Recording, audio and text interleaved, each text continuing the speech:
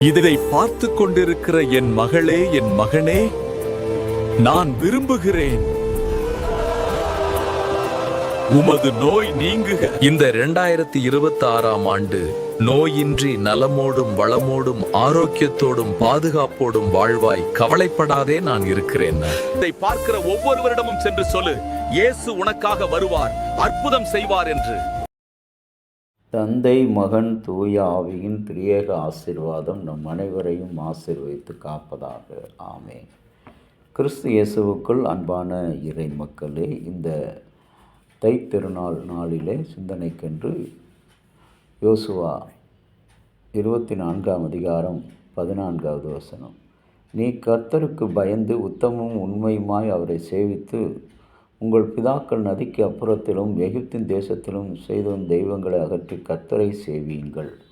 கர்த்தரை சேவியுங்கள் என்று கர்த்தராகிய ஆண்டவர் யோசுவாவுக்கு கொடுக்கின்ற அந்த திருமொழியை இன்றைய நாளின் தைத்திருநாள் வாழ்த்துக்களாக, வாக்கு தத்தங்களாக நீங்களும் நானும் பெற்றுக்கொள்ள அழைக்கப்படுகிறோம்.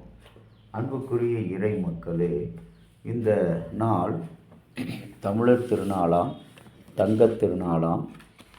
இந்த தரணியிலே மக்கள் வாழ்வுக்கான ஆசீர்வாதங்களை பெறுகிற திருநாளாம். இன்றைக்கு உழவுக்கும் தொழிலுக்கும் வந்தனை செய்வோம், வீடு உண்டனில் கழித்திருப்போரை நினைத்திடுவோம். திருக்குறளிலே 1331வது திருக்குறள், சுழன்றும் ஏர் பின்னது உலகம் அதனால் உழந்தும் உழவே தலை. உலகின் தொழில்களிலே மிக மிக சிறந்ததாக இந்த விவசாயத்தை நாம் செய்கிறோம். இன்றைக்கு கணினி உலகத்தில் பயணித்து கொண்டிருக்கிற நம்முடைய வாழ்க்கை விவசாயத்திலே கவனம் செலுத்த மறந்து இருக்கிறது. கணினியில் வைத்து உணவு தயாரிக்க முடியாது, பயிரை சாகுபடி செய்ய முடியாது. ஆனால் இந்த நாளிலே தை பிறந்தால் வழி பிறக்கும் என்று சொல்லுகின்ற இந்த நாளினுடைய உண்மையான நோக்கம், நம் முன்னோர்கள் பொங்கல் விழாவை கொண்டாடுவதற்கு காரணம் என்னவென்று சொன்னால், கடவுளுக்கு நன்றி செலுத்தும்படியாக. அது வெறும் வார்த்தையினால் அல்ல, நம்முடைய உள்ளம் நன்றியினால். நாம் பாடுபட்டு செய்த விவசாயம் செய்து அறுவடை செய்த அந்த பச்சரிசியை எடுக்கும் பொழுது, பார்க்கும் பொழுது நம்முடைய உள்ளம் மகிழ்ச்சியினால் பொங்க வேண்டும்.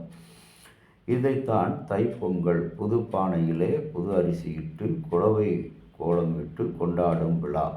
இன்றைக்கு ஒருவேளை இந்த நாள் இந்துக்களுக்கு மாத்திரம் ஒரு திருவிழா நாளாக அல்ல, உலகில் பிறந்த அத்துணை மக்களுக்கும், ஆண்டவருடைய பிள்ளைகள் யாவருக்கும் இது ஒரு திருநாள், வாழ்வு பிறக்கின்ற ஒரு அரும் நாள் என்று சொல்லி நாம் பார்க்கிறோம்.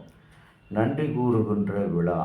நன்றி செலுத்தும் போது கர்த்தர் நம்மை இம்மட்டும் பாதுகாத்து நம்முடைய கையின் பிரயாசங்களாகிய, கையின் தொழிலாகிய விவசாயத்தை அற்புதமாக வர்த்திக்க பண்ணினார் என்று சொல்லி கடவுளுக்கு நன்றி கூறும் வேளை இறைவனை வழிபட்டு நன்றி கூறும்போது அது நமக்குள் இருக்கிற கடவுளுடைய பரிமாணத்தை தட்டி எழுப்புகிறது. நாம் வழிபடும்போது நம்மையும் தாண்டி இந்த உலகம் முழுவதும் நிரம்பி இருக்கிற கடவுளோடு மட்டும் உறவு கொள்வதில்லை, மாறாக நீர் ஊத்து நெருப்பாக, கனலாக நமக்குள் இருந்து கொண்டிருக்கிறது. கடவுளுடைய தன்மையையும் தொடர்பு கொள்ள வைக்கிறது. இறை வழிபட நாம் இருக்கின்ற இறைவனின் சாயலை அல்லது இறைத்தன்மையை கொஞ்சம் கொஞ்சமாக தெளிவாக உணர்வதற்குத்தான் இந்த திருவிழா. ஒருவேளை நாம் கோயிலுக்கு போவது நம்முடைய ஆன்மீக முதல் நிலை, நாமே கோவிலாக இறுதி நிலையாக மாறுவதும் இன்று கடவுளை பார்ப்பதற்குரிய ஒரு அரும் விழா. இந்த விழாவிலே அன்பான இறை மக்களே, நீங்கள் கர்த்தரை சேவியுங்கள் என்று இஸ்ரவேலின் கடவுள் சொல்லியிருக்கிறார். ஒரு வாலிபன் ஒருவன் முனிவரிடம் சென்று கடவுளை நான் பார்க்க வேண்டும் என்று சொல்லி கேட்கும்போது அவனை அழைத்து சென்று ஒரு நீர் குளத்திலே கொண்டு போய், உன் முகத்தை தெரிகிறதா என்று சொல்லி, ஆம் தெரிகிறது என்று சொல்கிறார். மீண்டும் ஒரு கல்லை தூக்கி போட்டு, இப்பொழுது உன் முகம் தெரிகிறதா அந்த அலையிலே சிதறி போய் காணப்படும். இதுபோல தான் கடவுளை பார்ப்பதற்கு நம்மிடத்தில் இருக்கிற கவலைகள் கண்ணீரோடு நாம் பார்க்கும் போனால் கடவுளை பார்க்க முடியாது. இன்றைக்கு களிப்போடு கொண்டாடுகின்ற வாழ்வுக்கான வழியை நமக்கு காட்டியிருக்கிற இந்த திருநாளிலே நாம் ஒருமித்த சிந்தையோடு இறைவனுடைய கடவுளுடைய பாதத்தை நாம் தொழுது கொள்ளும் பொழுதுதான் நிச்சயமாக கடவுளை காண முடியும். இந்த நவீன உலகத்தில் உள்ளத்தை குழப்பிக் கொண்டிருக்கிற கவலை, பயம், விவேகமற்ற தன்மை, பேராசை இன்னும் எத்தனையோ காரியங்களை சொல்லிக்கொண்டே போய்கொண்டிருக்கலாம். இவைகளால் நாம் கடவுளை காண முடியாது. இவைகளோடு நாம் சென்றால் கடவுளை காண முடியாது. ஆனால் கடவுள் சொல்கிறார், வருத்தப்பட்டு பாரம் சுமக்கிறவனே, இந்த நாளில் விவசாயத்தை விதைத்து அதை பயிராக்கி மனுவாக்கி அறுத்து சேர்க்கின்ற இந்த நாளில் மகிழ்ந்து கரிகூறுகிற தை திருநாள். தை என்பது வாழ்வுக்கான வழியை காட்டுகின்ற ஒரு நாள், வாழ்வு பிறக்கின்ற ஒரு நாள். இன்றைக்கு உங்களுக்கும் எனக்கும் இந்த உலகத்திற்கு அருமை இரட்சகர் இயேசு கிறிஸ்துவின் வழியாக வழி பிறந்தது.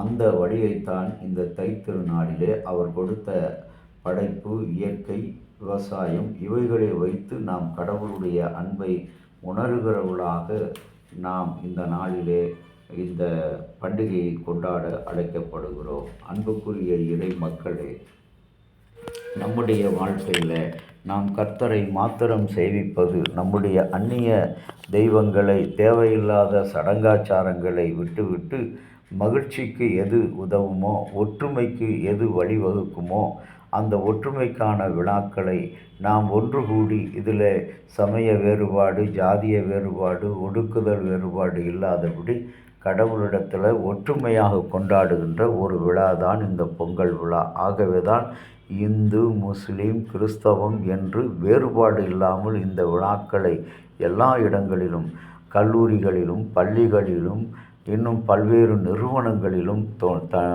தொண்டாற்றுகின்ற தனியார் நிறுவனங்களிலும், இன்னும் சில கிராமங்களில் சமத்துவ பொங்கல் என்றும் பெயர் வைத்து இதை கொண்டாடுகிறார்கள்.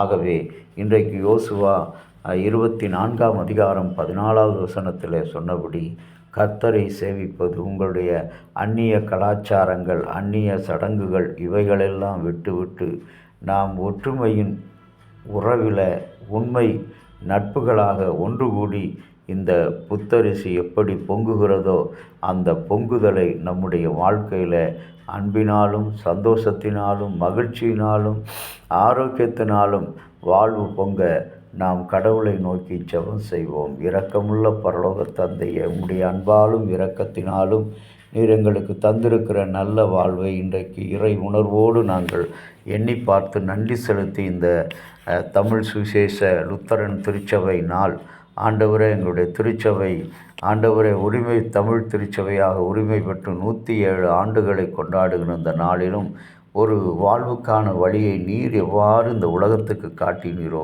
அப்படியாக ஒற்றுமைக்கான வழியை இந்த தை திருநாள், உழைப்புக்கான வழியை இந்த தை திருநாள் காட்டி எங்களை அழைத்திருக்கிறது. நாங்கள் இந்த அன்போடு ஐக்கியத்தோடு வாழ நீர் எங்களுக்கு அருள் கூர்ந்து ஆசீர்வதித்தருளும்.